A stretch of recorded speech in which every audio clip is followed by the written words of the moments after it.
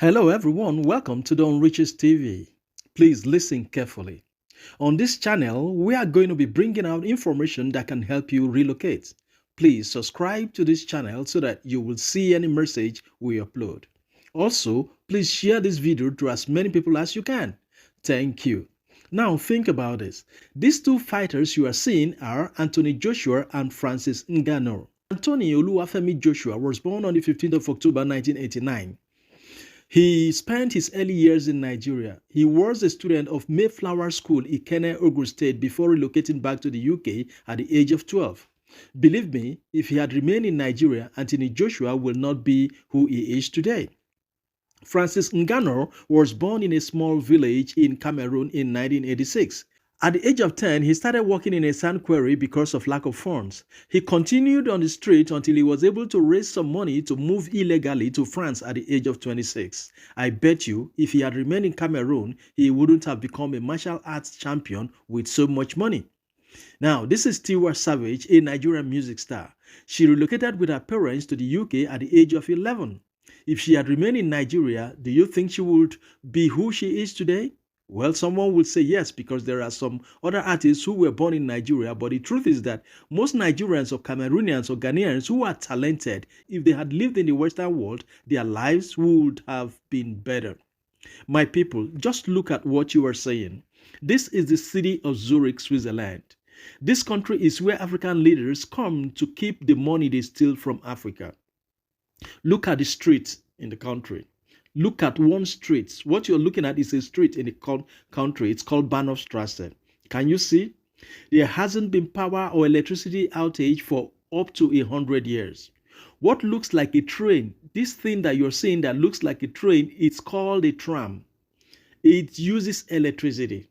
You can see how beautiful. It goes around the city. Now, in this country, all you need is to purchase the monthly ticket. And once you purchase the monthly ticket, you can take the bus, you can take the tram, you can take the train, you can take the ship. So every month you already plan how much you are going to spend. And you can enter the bus or the train or the ship or the tram or the bus as many times as possible. You can take it 1,000,000 times. It's not your problem. All they want is just buy a ticket for the month. And that is all. So life is easy. Life is cheap. School fees, you don't pay. No school fees. No, you don't pay for chalk. You don't pay for book. You don't pay for anything from primary to secondary to university. So life is easy. Why can't we have such in Nigeria? Only the rich, only the politicians are enjoying. The money that is supposed to be for every one of us, only a few are taking it. This should not be. And we cannot keep sitting down doing nothing about it. No, we all need to fight. Not just physical fighting, but we need to do something to change whatever is happening. All of us cannot relocate. Not everybody has the money. So we need to do something to make sure that Nigeria becomes a better place for our future generation. Many Western countries are like this. Now see the paving or tarring. You won't find sand anywhere. I tell you, this street you're seeing, they wash it with water. Yes, they wash it with water. In cleaning, after sweeping, they will wash with water. That's to tell you how they are. Everywhere in the country is like this, even remote villages. In this country, no one must be without the basics of life. You can't be sick and not be able to go to the hospital. You can't be hungry without having food to eat. As I see all this, I ask myself questions like, what have we Africans done? Look around where you live. Look at your streets. Look at the roads where in the state or in the place where you are. Look at the state of the schools. Look at the transport system. And you will agree with me that there is something terribly wrong. What have we Africans done? Millions of Africans have never eaten very good food. Millions of Africans have never seen good life. Millions of Africans are going to die without seeing or living a good life. It's so painful. Are we Africans cursed? Many blame the Westerners for our backwardness, but should they be blamed? I don't think so. Look at Nigeria, for example. From one government to the other, things are getting worse. Millions of people don't have jobs, yet countries in Europe are looking for people to work. Imagine the number of doctors and nurses and healthcare workers that have moved to the UK. Germany just opened their borders for non-Europeans to come and work. Our leaders are only concerned about themselves, yet every Nigerian is comfortably complaining. Are we going to continue like this? No. This video is coming to motivate everyone to think. Either you begin to think of relocating to a better country or begin to think of what we all must do to create a better country. Yes, just complaining is not the solution. No. What you are seeing is an air ambulance. It's going to rescue somebody who is sick somewhere. You see the air ambulance will fly, go, pick up the person to the hospital. All they are doing is to make sure that nobody dies. You can see the man they went to rescue. Imagine if this was Nigeria, this man would have died. If this was in Nigeria or Ghana or Sierra Leone or Cameroon, this person would have died. Now, they flew all the way with an air ambulance just to rescue one person. Just look at it. This is it. These are people that respect life. Our countries could have been like this if not for corruption. Few people are taking what belongs to all, and all Africans are just keeping quiet. We're clapping. The only thing that we know how to do in Nigeria is to comment. We come on TV, we come on social media and comment. We just lament. Things are going from bad to worse. Look at the price of food. Salary is not enough for anybody right now. As a matter of fact, some people in Nigeria earn 15,000 or 10,000 naira per month. What kind of country is that? What kind of abomination is that? How are these people going to survive? They have children. Look at the price of food. Nigerians, we need to do something. I tell you that the biggest problem is corruption. Now, for those who don't understand, I want you to listen to this. Just listen to this interview that Sheon had with Obla. Just listen. How bad is corruption in the Nigerian government or in the Nigerian system? Some of the things I recovered were returned back to, the people will recover those things from. For instance, there was this case of somebody will recover 80 S-Class Mercedes-Benz car, brand new. Houses, farms, motorcycles, and so forth. In a house in Jabi, under information, we got intelligence, and we went there, we saw all those things. I wrote to the customs, the DG of customs, do these people pay custom duties on these vehicles?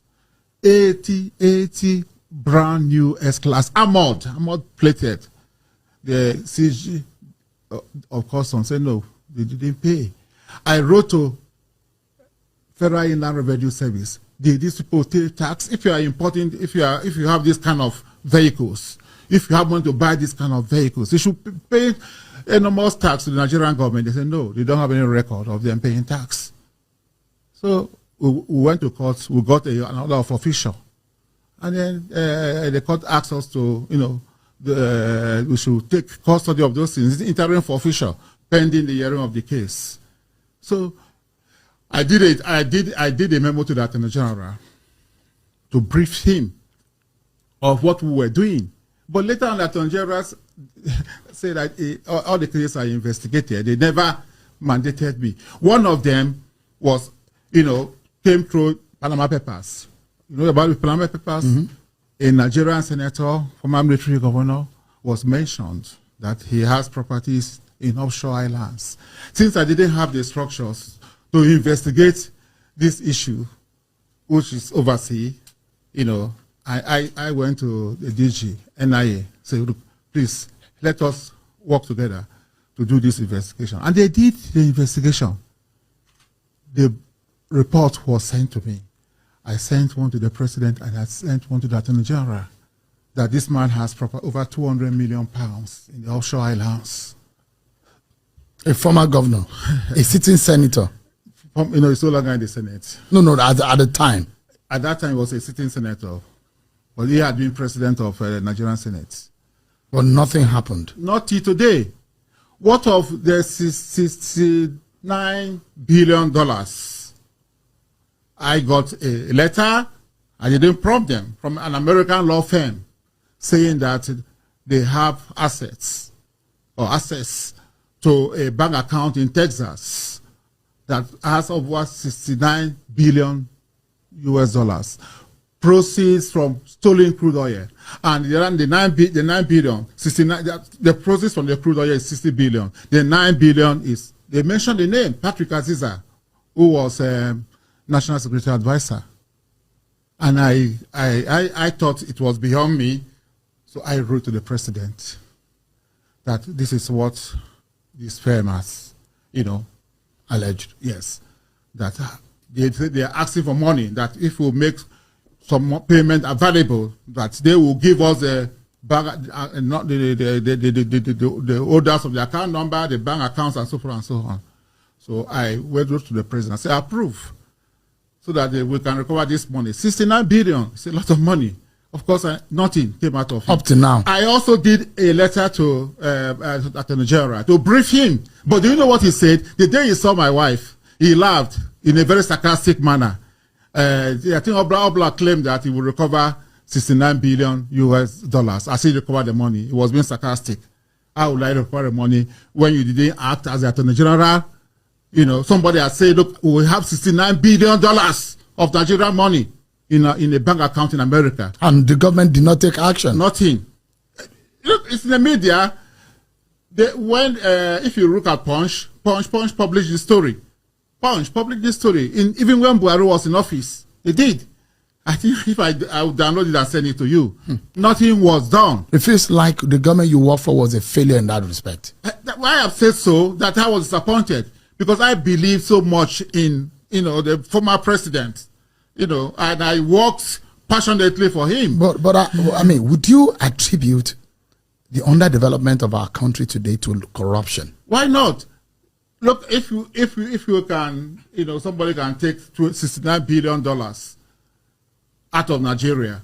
If we have $69 billion, our universities will change, our polytechnics, our secondary schools, we'll have water, and this is just a tip. That is just a tip of the iceberg. There are so much more. Now you see, 60-something billion dollars. Somebody has it in his account. Our money. That is small. I tell you, if you know how much many of these people have in their account, you will weep. Yet, if you know how much these people have in their account, our country will be better than Europe. So we need to do something, my people. Someone will say, what do we do? Well, listen. It's good for me to say here that we are a group of people living in the diaspora, and after looking at the situation of things in Nigeria, we saw that nothing can save the country outside death penalty for anyone who steals or has stolen our collective wealth. We can give to all those who stolen from us an opportunity to keep 20% and return the rest to us. That is, to keep 20% of what they've stolen and return the rest to us. A special account will be opened with the central bank where all this money will be domiciled. Then anyone found to have taken what belongs to us from the local government to the federal government ministries will be made to pay the price. We're going to have people who are going to begin to scoop out all the things that we need to know about this. And we'll call them the whistleblowers. And the whistleblowers will get a percentage from whatever they see. It's a great job, and we've been working on it for quite some time. Someone will say that it's impossible in Nigeria, but it is. We have worked out a way of shutting down Nigeria until the National Assembly passed the law. We understand that the people involved in corruption are in power, and so they may not want to sign that kind of law. So we have put together a way in which we will shut down Nigeria until the law is signed. Now, we understand that many people are scared of protest for fear of getting killed, and so we have put together a kind of protest that will shut down Nigeria without anyone being killed. Yes, this is the truth. We've been working on this, and we know that it is possible. In the bill, corruption cases will be handled by special courts and cases disposed of within 3 months. Judges will be all retired judges with impeccable character.